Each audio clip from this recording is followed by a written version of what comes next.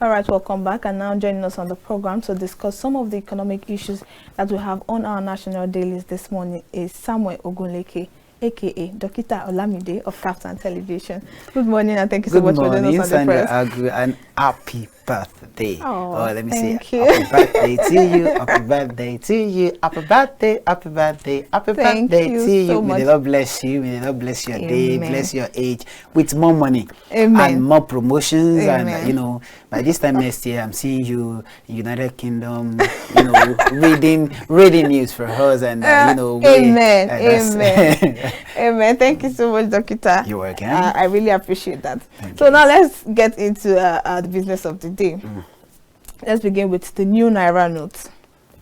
This headline from The Nation this morning says, old and new Naira note remain legal tender.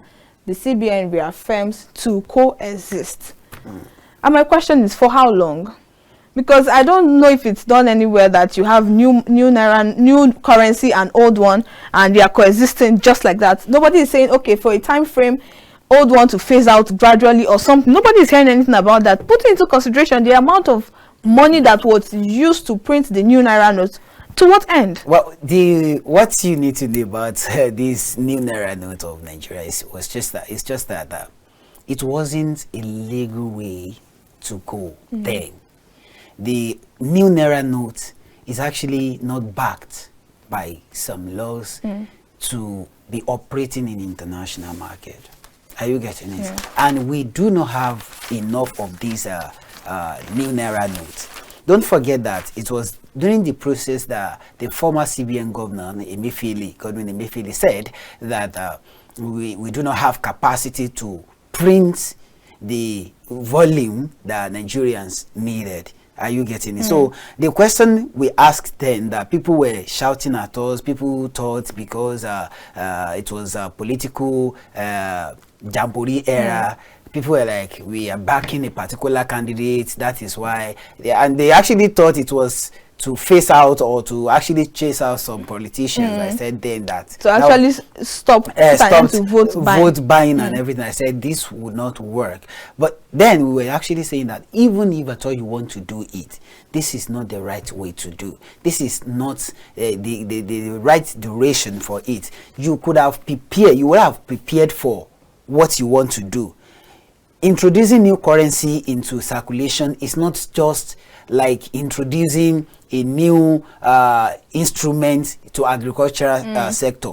It's not like that. Now you wanted to introduce without having the ability to produce enough volume that will actually face out the old ones. So the problem that we are having now, it is actually operating in everywhere, that when you have new currency and old currency, they coexist till the new currency phased out the old currency. But as it stands now, the new currencies the volume of the new currencies that we have in the circulation is not even half of the old one, and it's not even half of what could actually circulate to all Nigerians. So there is no way the new currency will actually phase out the old currency. And don't forget that this present president, this present administration, when they were campaigning, one of the governor, I think people who actually know the governor, Kaduna state governor, then said that they should not worry.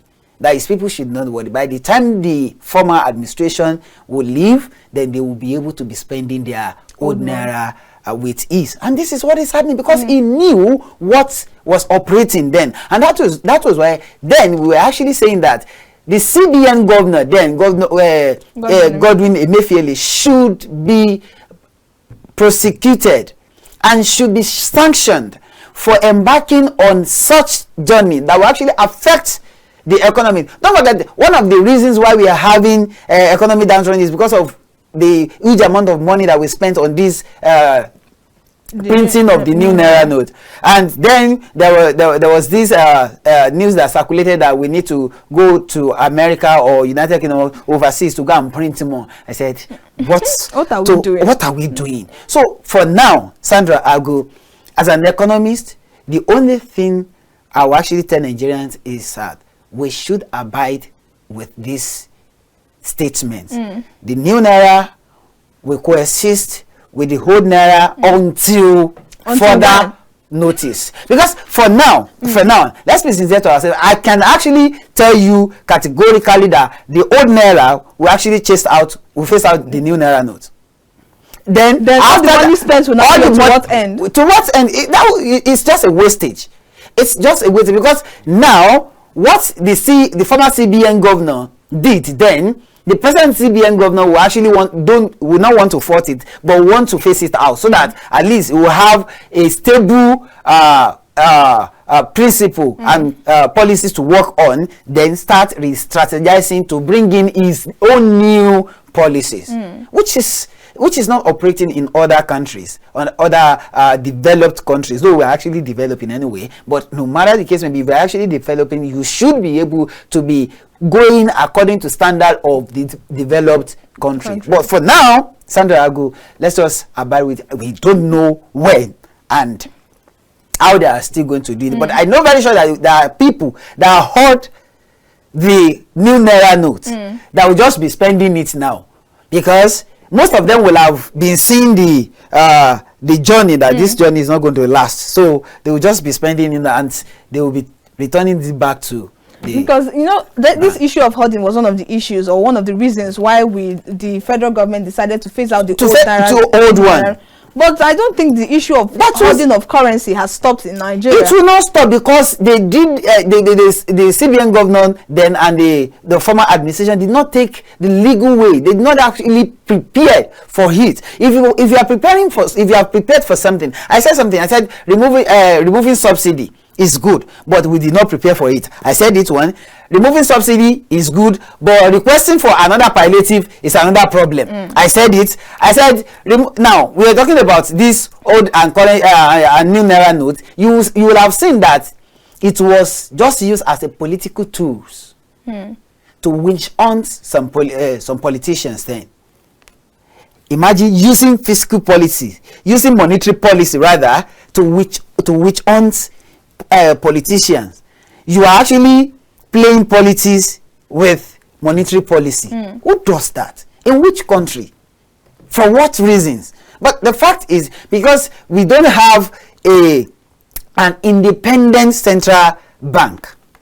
One, we don't have an independent INEC. Two, we don't have an independent legislative and even the judiciary arm. If they have been an independent bodies, believe me sincerely, this wouldn't have been happening. You cannot tell me that judicial system is independent of the executive, and the executive will be the one that will be putting the head of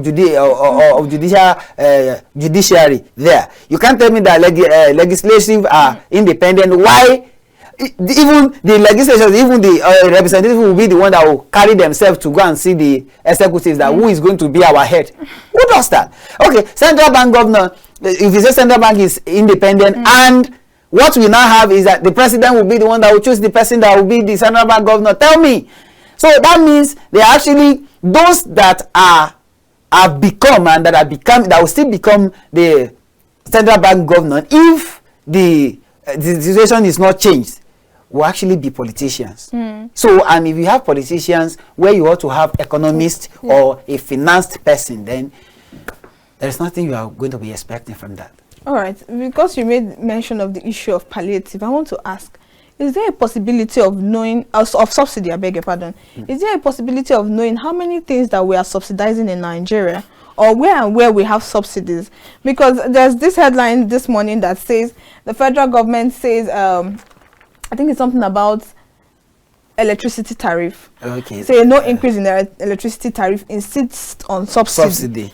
And I'm asking, how many things are we subsidizing in Nigeria? The question you first of all ask is, are we even subsidizing electricity before? If we are subsidizing it, why do we have increase in electricity tariff to this extent? That's the first question you ask. No, it is now because they will now want to increase it that you are now telling us that we are subsidizing it. We are insisting on subsidy. How many subsidies do we have? And even if we are subsidizing, tell us, how much are we spending there? Now, let's be sincere to ourselves. I think they are just playing on our intelligence anyway. don't forget, it was this year. They have increased the tariff twice this year. People will actually remember. Then there was no subsidy, right? But now we can actually remember there is subsidy. That means there is a particular plan there. That's just a fact. Because for me, I am not saying electricity should not be subsidized, at least to lower the burden of Nigerians. But the fact is, what we are paying now ought not to have been paid if we are actually subsidizing it. So what are you subsidizing? When personally I will buy just 6 units as 6 units of electricity at 600, 500. For what? For what? I think 1,000. Is it 1,000 or 500? The last one I actually bought. So what are you telling me? And this tariff will not. In fact, I think the unit spends like 3 hours. 3 hours, and you cannot even on AC. You cannot even on your AC. You only be using it as for your lights and prevent for your fridge or freezer or whatsoever. If you iron, you don't go. So for now, I think, though we want to appreciate President Bola Ahmed Tinubu saying that subsidy will still be there, but the question is, if you have been subsidizing it, sir, why do we have it on this high side?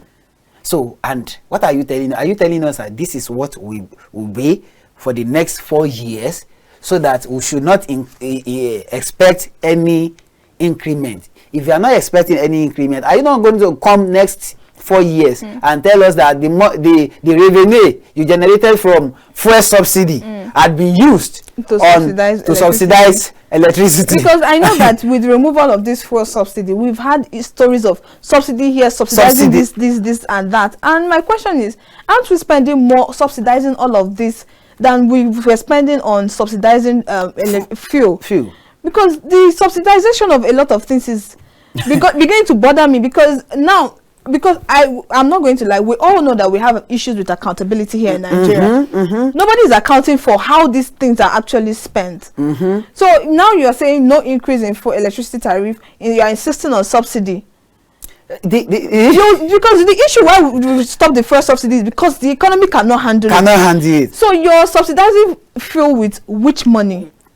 That's just it. Because all of this at the end of the day is going to fall back on Nigerians at the end of the day. And that was why I told Nigerians then. But, you know, because of personal interest, people will be chasing away from the truth. The question is, you are removing this subsidy. The revenue that will be generated from this subsidy, put it in an account. Let us be seeing it as the revenue is coming in. Let there be transparency. But people will be like, no, Nigerians will be shouting. Nigerians will be. I said, see, after removing this subsidy, you will see what will happen. You will see a lot of subsidy that will come up. And here we are now today. Even, do you know there is one gimmicks now?